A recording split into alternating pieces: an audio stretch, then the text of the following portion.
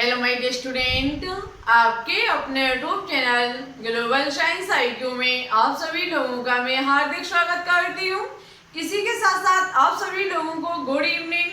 तो जैसा कि आप सभी लोगों ने थंबनेल में देख ही लिया होगा, आज हम आपके लिए ऑर्गेनिक केमिस्ट्री का लेक्चर नंबर 12 लेकर के आई हूँ, जिसमें आज हम आपको टाइप्स ऑफ आइसोमर्स समावयवता के प्रकार के बारे में जानकारी देने वाली हूँ। ये टॉपिक आपके एग्जाम्स के लिए मोस्ट इम्पोर्टेंट एंड कीमती टॉपिक है। हम आज ही क्लियर कर देते हैं। इस टॉपिक से आपके एग्जाम में लगभग 2 क्वेश्चंस तो हर हालत में पूछे ही जाएंगे।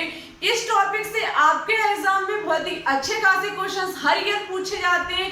साथ ही साथ आज ही ये बात कॉपी में नोट डाउन कर लें कि इस टॉपिक से 100% 2 क्वेश्चन 2021 में जरूर ही पूछे जाएंगे। आप चाहे किसी की भी तैयारी करते हो, चाहे सीपी नेट हो, चाहे बीएससी नर्सिंग एंट्रेंस एग्जाम हुआ आपका, चाहे बीएचयू हो, जीएसपीएम कानपुर हो, चाहे पैरामेडिकल एग्जाम हो, आप डॉक्टरी लाइन में किसी भी एग्जाम की तैयारी करते हो, इस टॉपिक से आपके एग्जाम में हर हालत से 2 क्वेश्चंस बहुत ही अच्छे खासे पूछे जाएंगे। तो आप सभी लोग आज की क्लास में मेरे साथ अंत तक बने रहना, जिससे कि आपके वो 2 जो क्वेश्चंस हैं वो आज ही क्लियर हो जाए। बहुत ही डिटेल से इस चैप्टर को हम पढ़ा रहे हैं। इससे फर्स्ट पार्ट जो था उसमें हमने आपको समावयवता की परिभाषा बताई, साथ ही साथ ये बताया कि समावयवता को कितने भागों में डिवाइड किया गया है। ठीक है, आज उसके डिवाइड पर डिटेल से चर्चा करेंगे। उसके जो कितने भागों में बांटा गया है सभी भाग को विद एग्जांपल से समझाने की पूरी कोशिश करेंगे। आप तक वो हर एक पॉइंट पहुंचाने की हम कोशिश करेंगे जो आपके एग्जाम्स में आपसे पूछा जा सकता है। तो फिर चलिए टाइम ना वेस्ट करते हुए बात करते हैं आज के टॉपिक पर। उससे पहले यदि अभी तक आपने हमारे चैनल को अपने दोस्तों के साथ शेयर नहीं किया है तो एक बार जरूर कर दें। साथ ही साथ हमारे चैनल पर न्यू हो तो प्लीज इसे सब्सक्राइब करके बेल आइकन को प्रेस ऑल पर क्लिक कर लें, जिससे हमारी अन्य आने वाली वीडियो की नोटिफिकेशन आपके पास आसानी से पहुंच सके। और इसी प्रकार से हम केमिस्ट्री के चैप्टर आपके लिए बनाते रहते हैं। चलिए तो अब बात करते हैं आज के इम्पोर्टेंट एंड कीमती टॉपिक पर। देखो, सबसे पहले पार्ट नंबर 1 से हम थोड़ा रिवीजन आपकी करवा देते, थोड़ा रिवाइज कर लेते हैं। पार्ट नंबर 1 में हमने सबसे पहले आपको समावयवता की डेफिनेशन बताई हुई थी। वहां पर क्या था कि जिसका अणुसूत्र तो समान होता है परंतु संरचना सूत्र में भिन्नता पाई जाती है, इसे कहा जाता है समावयवता। ठीक है, हमने आपको एग्जाम्पल भी बहुत ही अच्छा खासा दिया था। यदि आप देखना चाहते हैं तो पिछली क्लास में देख सकते हैं। ठीक है, साथ ही साथ हमने आपको समावयवता के प्रकार के बारे में बताया था। समावयवता को 2 भागों में डिवाइड किया जाता है। फर्स्ट आपका हो जाता है संरचनात्मक समावयवता और सेकंड आपका त्रिविम समावयवता। जो आपका संरचनात्मक समावयवता है उसे 6 भागों में डिवाइड किया जाता है। फर्स्ट उसका भाग था श्रृंखला समावयवता, सेकंड था क्रियात्मक समूह समावयवता, और उसके बाद स्थान समावयवता, उसके बाद था मध्यावयवता, उसके बाद था आपका वलय समावयवता और सबसे लास्ट था आपका चलावयवता। ठीक है, इस प्रकार से संरचनात्मक समावयवता को 6 भागों में डिवाइड किया गया है। उन 6 पर हम बहुत ही डिटेल से चर्चा करने वाले। चलिए अब बात करते हैं संरचनात्मक समावयवता पर। सबसे पहले हम जानेंगे कि संरचनात्मक समावयवता कहते किसे हैं। तो देखो, अणुसूत्र समान होता है परंतु संरचना सूत्र में अंतर होता है। जो आपका संरचनात्मक समावयवता होता है इसके अणुसूत्र में तो समानता पाई जाती है, लेकिन अंतर किसमें होता है? संरचना सूत्र में इसके अंतर पाया जाता है। देखो, संरचना सूत्र हम आपको IUPAC नेमिंग में करना सिखा चुके हैं। हम एक बार फिर से कहेंगे, यदि अभी तक आपने IUPAC नामकरण करना नहीं सीखा है तो सबसे पहले उन सभी क्लास को देख ले जाकर के। जब तक आप उस चीज को नहीं सीखेंगे ये क्लासें आपको बिल्कुल भी समझ में नहीं आएंगी। हम आपसे प्रॉमिस करते हैं जब तक आपका एग्जाम होगा हम हर हालत में कोशिश करेंगे कि आपकी ऑर्गेनिक केमिस्ट्री, इनऑर्गेनिक केमिस्ट्री, साथ ही साथ आपकी फिजिकल केमिस्ट्री तीनों को ही हम कंप्लीट करा दें। आपको पता है इनऑर्गेनिक केमिस्ट्री में लगभग 80 के करीब हमारी वीडियो डली हुई है। 80 के करीब यदि आप वीडियो देख लेते हैं तो मान लीजिए कि आपने बहुत कुछ पढ़ लिया है। इनऑर्गेनिक केमिस्ट्री में आपका कुछ ज्यादा नहीं रहा है, लगभग 2 या फिर 3 चैप्टर रह गए हैं। एग्जाम जब तक होगा हम उसे पूरा कराने की पूरी कोशिश करेंगे। कुछ शेष बच जाएगा, हम स्टूडेंट्स उसे MCQ के माध्यम से लगवाने की कोशिश करेंगे, ठीक है। बात हुई ऑर्गेनिक केमिस्ट्री की, स्टार्ट की है, अभी ओनली IUPAC नामकरण करना सिखा पाई, स्टार्ट ही की है, लेकिन हम ज्यादा टाइम नहीं लेंगे। वीडियो को हम थोड़ा, कहने का मतलब है कोशिश करेंगे कि एक चैप्टर एक वीडियो में फिनिश करें। जब हमारे पास समय कम बचेगा हम वीडियो को बड़ा करने की कोशिश करेंगे, उसमें ज्यादा से ज्यादा पढ़ाने की कोशिश करेंगे, ठीक है। आप किसी भी प्रकार की टेंशन नहीं लें।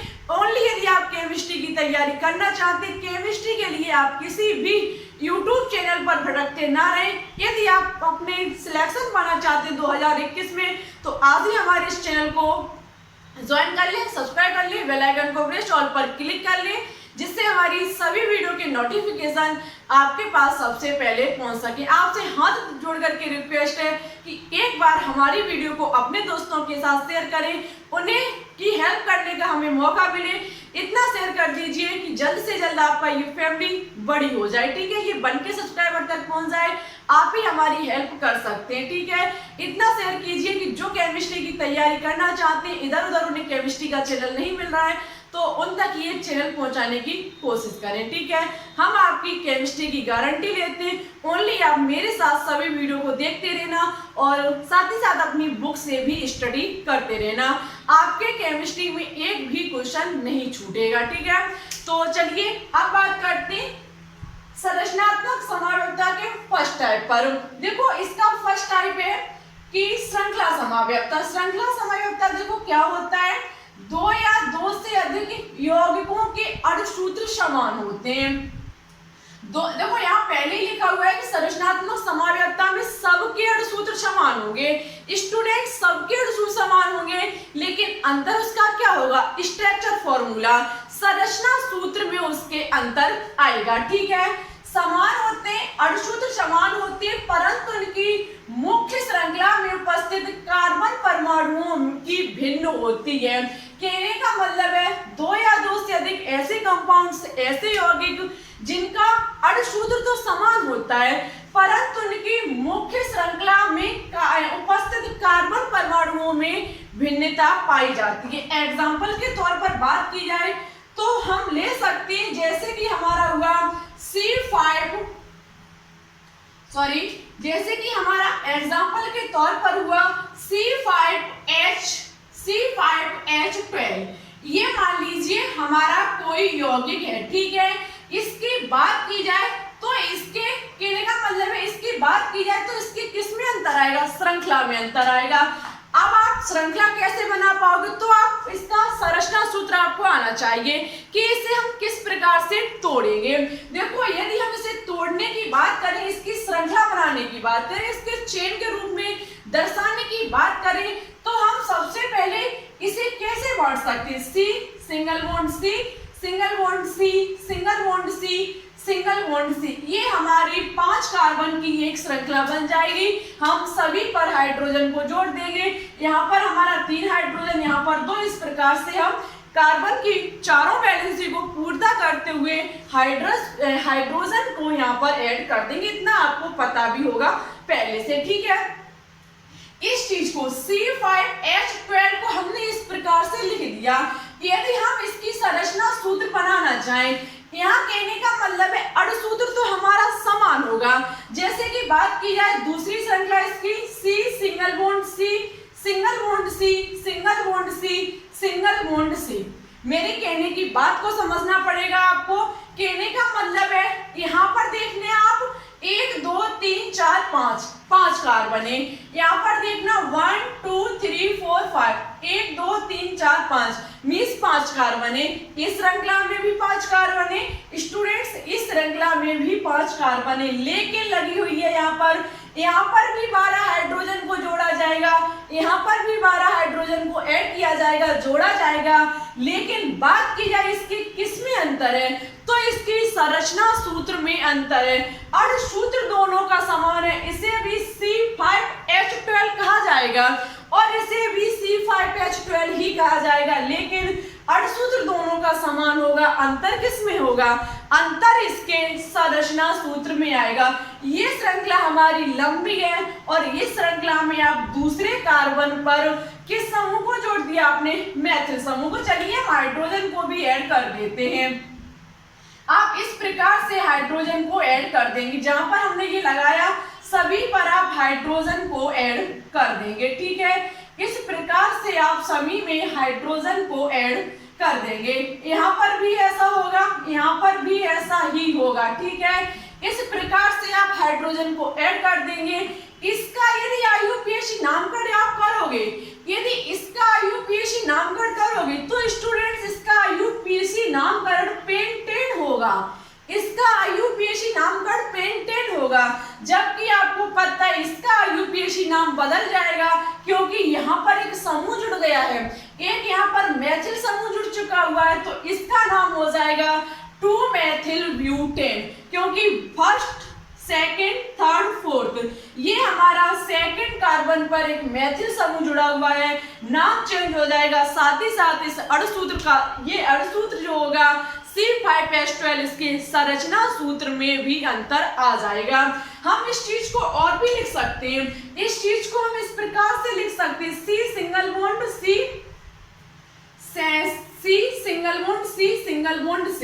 हम इस प्रकार से 5 कार्बन की एक चेन इस प्रकार से भी बना सकते हैं। समझ जाइए C5H12 के 3 हम क्या बना सकते हैं? 3 समावयवता इसके संभव हो सकते हैं।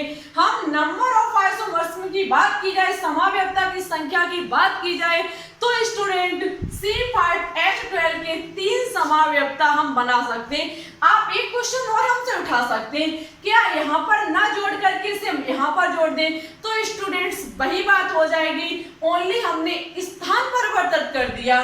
देखो इस कार्बन पर जुड़ा हो चाहे इस कार्बन पर जुड़ा हुआ है, इसका कार्बन कहने का मतलब है कार्बन के स्थान में परिवर्तन किया आपने, तो यहाँ पर हमारा स्थान समावयवता हो जाएगा, ठीक है। इसलिए हम इस प्रकार से 3 ही इसके समावयवता बना सकते। आई होप आपको श्रृंखला समावयवता समझ में आ चुकी होगी। अर्धसूत्र हमारा एक ही है, लेकिन इसके 3 श्रृंखला संरचना सूत्र हमारे संभव हो सकते हैं, ठीक है। आई होप आपको ये चीज समझ में आ चुकी होगी। मन में किसी भी प्रकार का डाउट हो, कहीं भी शंका हो, कमेंट बॉक्स में लिख दीजिएगा, हम आपको नेक्स्ट क्लास में समझाने की पूरी कोशिश करेंगे। इसी के साथ साथ यदि आपको समझ में आ रहा हो तो प्लीज इसे वीडियो को बिल्कुल भी लाइक किए हुए एंड दोस्तों के साथ शेयर किए हुए ना जाएं, क्योंकि आपके लाइक और शेयर से हमें बहुत ज्यादा मोटिवेशन बढ़ता है और हम बहुत ज्यादा हैप्पी होते हैं। और इसी प्रकार से अपना प्यार दिखाते रहिए इस चैनल को। जितनी जल्द आप चाहें उतनी जल्द लाइव क्लास स्टार्ट करवा सकते हैं। नेक्स्ट है आपका क्रियात्मक समावयवता, ये भी बहुत इंपॉर्टेंट है। क्रियात्मक समावयवता, जब 2 या 2 से अधिक यौगिक अर्धसूत्र समान होते हैं परंतु उनमें उपस्थित क्रियात्मक समूह भिन्न होते। अर्धसूत्र तो स्टूडेंट समान होगा, अंतर किस में आएगा? क्रियात्मक समूह में। वेरी इंपॉर्टेंट, आप बहुत ही अच्छा आपको उदाहरण देकर के समझाएंगे।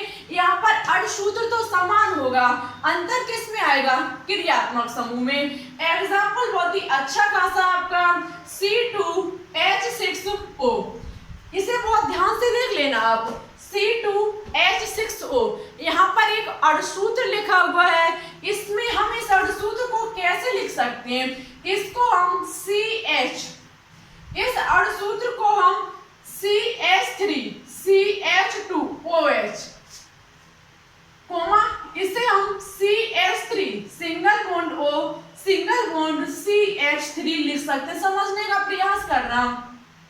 हमारा कोई एक यौगिक है C2H6O, ठीक है।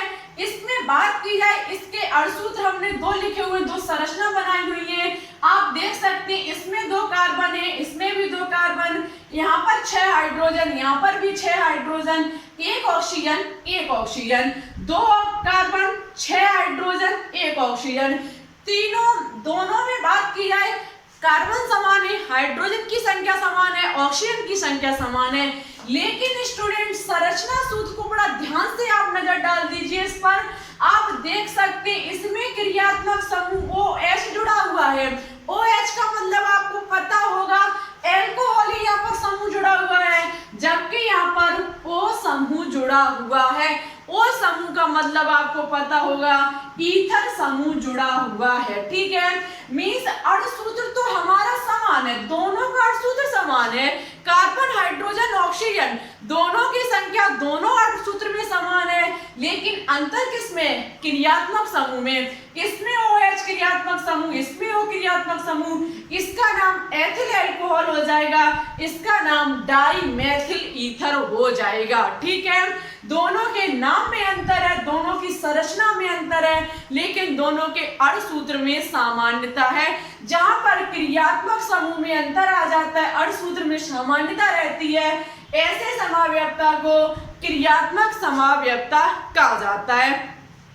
आप समझ चुके होंगे अणुसूत्र दोनों में समान है, लेकिन अंतर आया है क्रियात्मक समूह में। इसमें ईथर क्रियात्मक समूह है, इसमें अल्कोहल क्रियात्मक समूह है, लेकिन अणुसूत्र इसके दोनों के समान है। साथ ही साथ एथिल अल्कोहल हमारी आपको पता होगी जिसे शराब कहा जाता है, इसे हम पी सकते हैं, इसे पीने के बाद थोड़ी बेहोशी आ सकती है, ठीक है। इसे नॉर्मली पीने से, अधिकतम पीने से, हद से ज्यादा पीने से हम किसी आदमी से बात नहीं कर पाएंगे, ठीक है।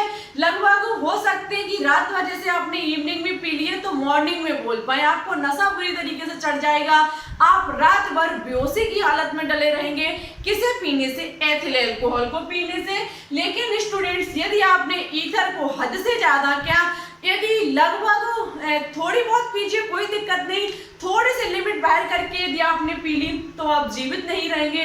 इसे यदि पीने से आप जिंदगी भर के लिए बेहोश हो जाएंगे, और इसे पीने के लिए आप कुछ घंटों के लिए बेहोश हो जाएंगे, ठीक है। इसे हल्का पीने से नॉर्मली आप बात कर सकते हैं, इसको पीने के बाद आप कभी जीवन में बात नहीं कर पाएंगे। देख लीजिए अणुसूत्र समान, कार्बन समान, हाइड्रोजन समान, लेकिन क्रियात्मक समूह में अंतर आने पर ये इतना हार्ड हो गया है और ये इतना, कहने का मतलब है ये नॉर्मली इतना हार्ड नहीं है। तो इस चीज को आप इस प्रकार से भी समझ सकते हैं। तो आई होप आपको दोनों समावयवता समझ में आ चुके होंगे। अब हम बात करेंगे थर्ड समावयवता पर, जो कि आपका है थर्ड समावयवता का नाम है स्थान समावयवता। चलिए इसी के साथ साथ वीडियो अच्छी लगे तो लाइक एंड शेयर कर दें। आगे बात करते हैं। चलिए तो अब बात करते हैं तीसरे समावयवता पर, जो कि है स्थान समावयवता।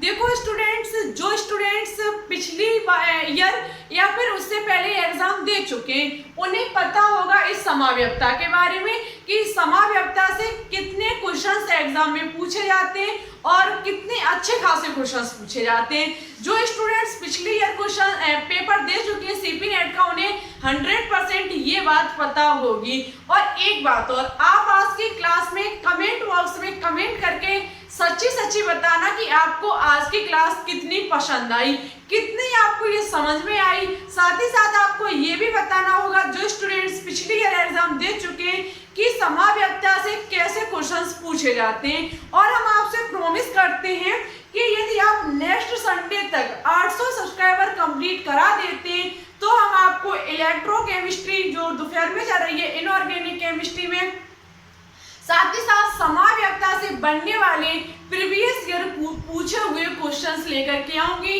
जो कि नीट और CBSE AIPMT के पूछे हुए क्वेश्चन होंगे। हम प्रॉमिस करते हैं यदि आपने संडे तक 800 सब्सक्राइबर कंप्लीट करा दिए तो ये धमाकेदार क्लास आपके सामने जरूर आपके लिए आएगी, ठीक है। और सच्ची बताना, जो स्टूडेंट्स पिछली ईयर दे चुके हैं एग्जाम, क्या समावयवता से आज हमने पढ़ाया इससे क्वेश्चंस बनते हैं या नहीं बनते, ठीक है।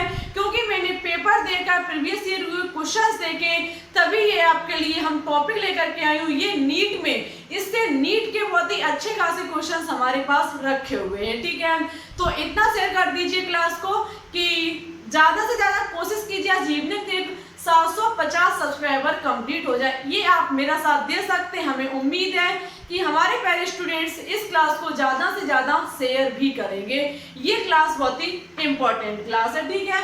आपको पता है ऑर्गेनिक केमिस्ट्री अब हम बहुत ही जल्द पूरी कराने की कोशिश करेंगे।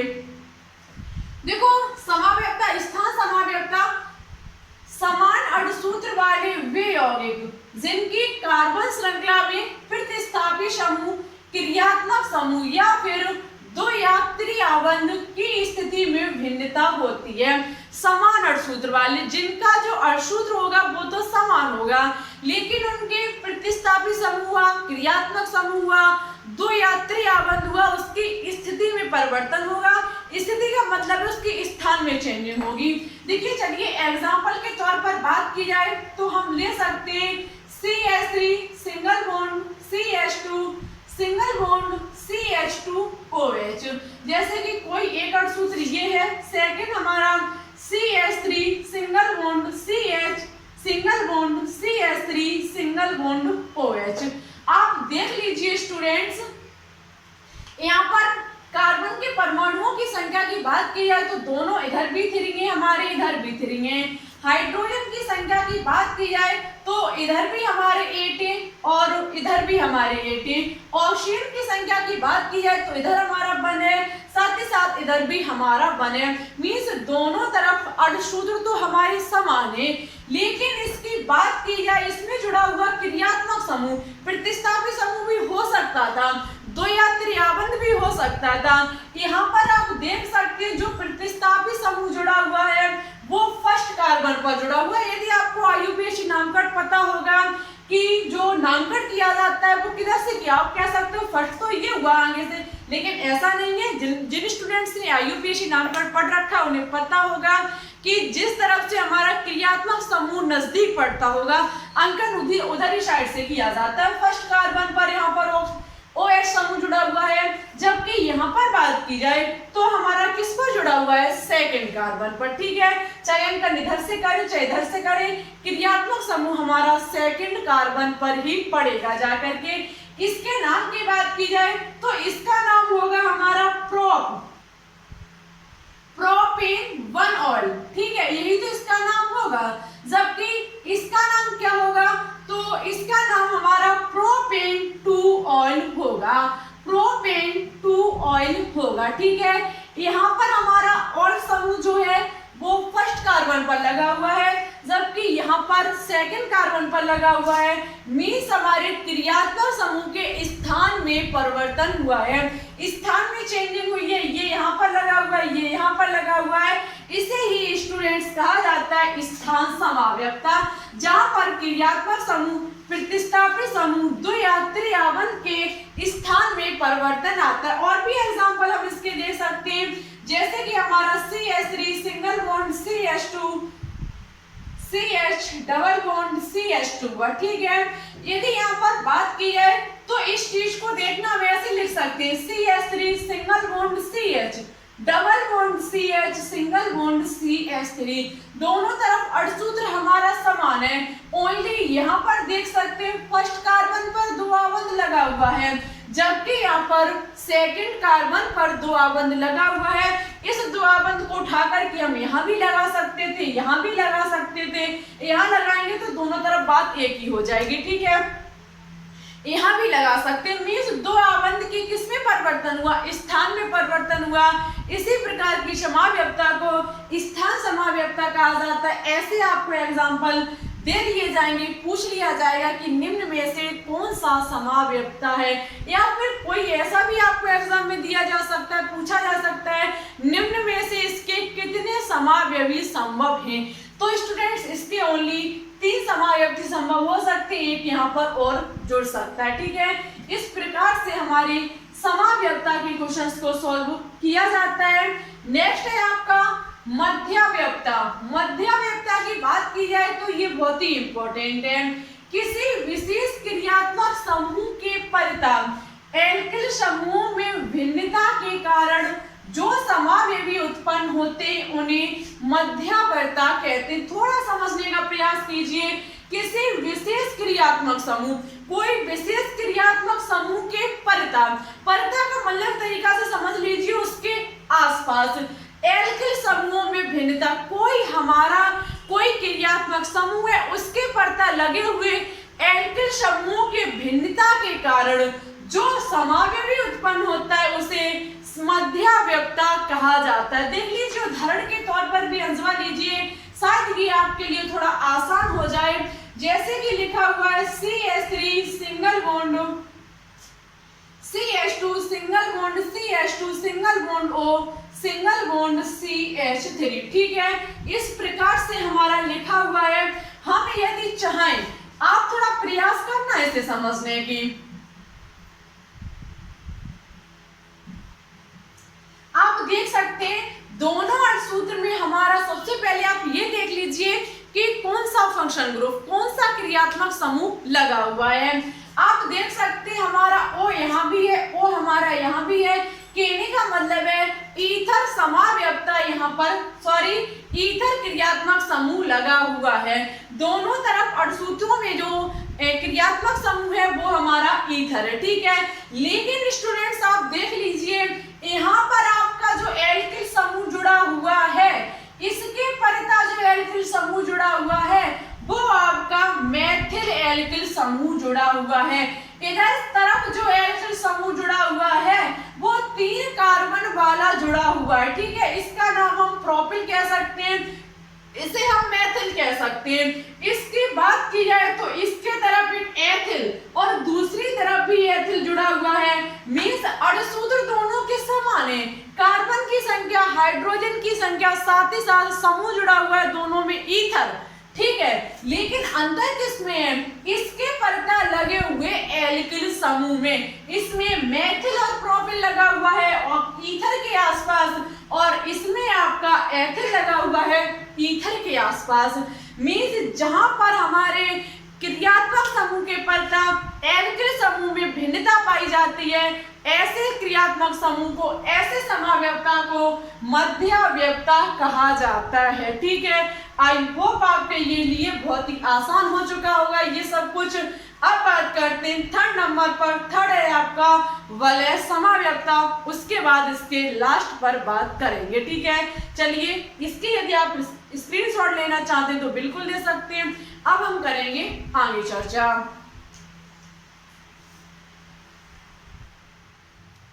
अब बात करेंगे वलय समाव्यक्ता पर। देखो वलय समाव्यक्ता भी बहुत ही इंपॉर्टेंट है, ये एनसीईआरटी बुक में नहीं था।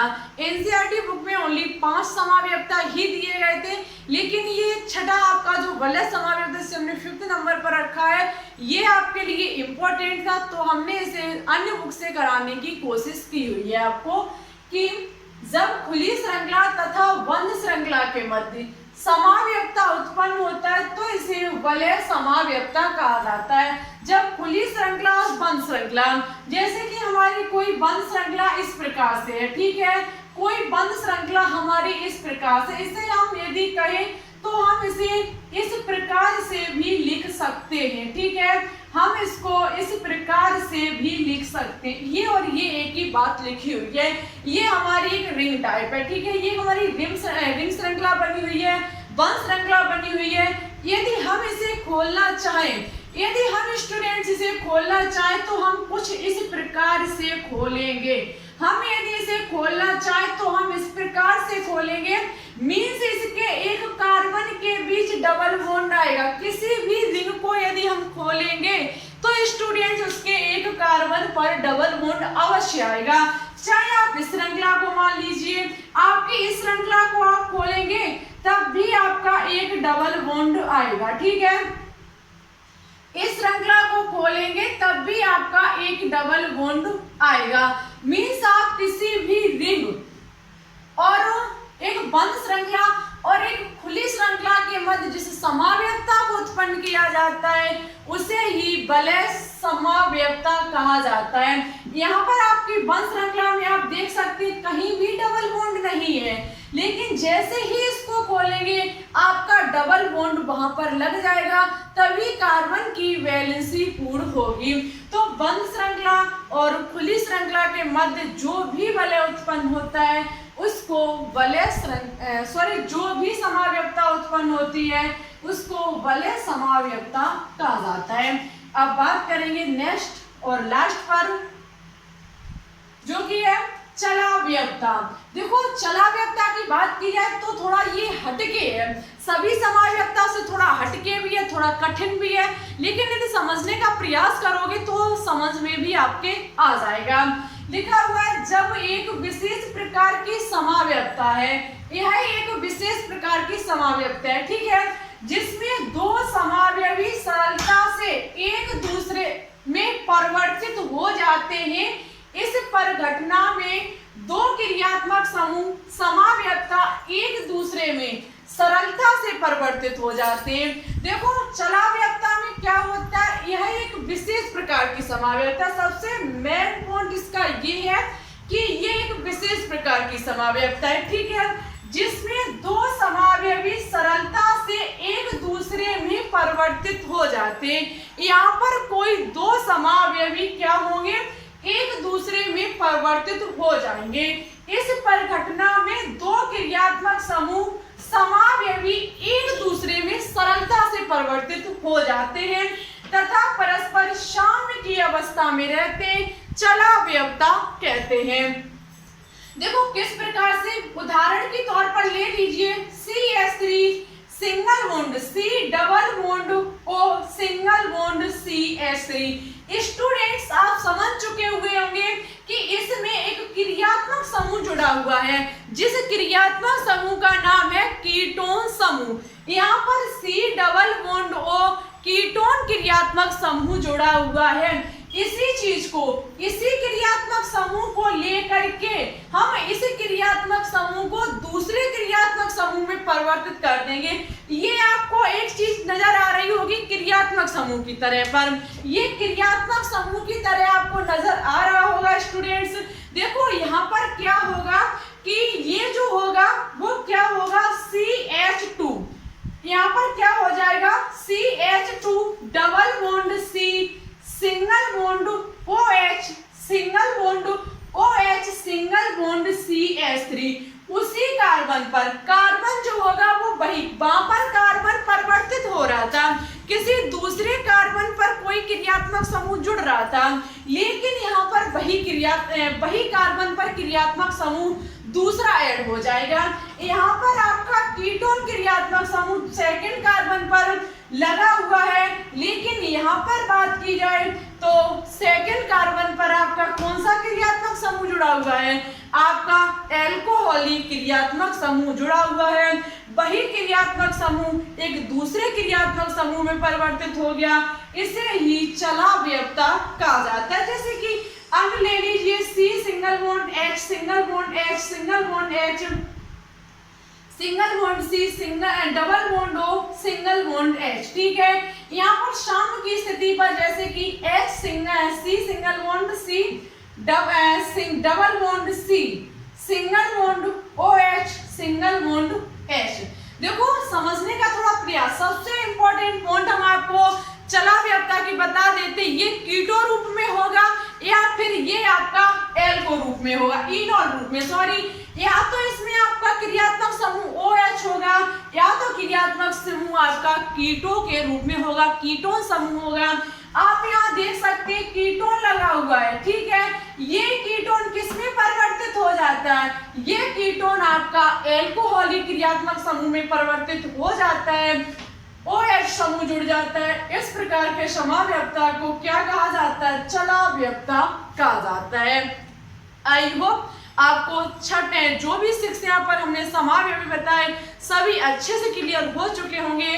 मन में किसी भी प्रकार का डाउट हो कमेंट बॉक्स में उसे लिख देना, हम आपको उसे नेक्स्ट क्लास में समझाने की पूरी कोशिश करेंगे। साथ ही साथ आज की क्लास अच्छी लगे तो प्लीज इसे लाइक एंड दोस्तों के साथ शेयर करना बिल्कुल भी ना भूलें। आप समझ सकते हैं ये 30 मिनट प्लस की क्लास है, लगभग आधे घंटे से ज़्यादा की क्लास हमने आपके लिए बनाई। हम इसी प्रकार से अब कोशिश करेंगे 1 घंटे की क्लास को बनाने की।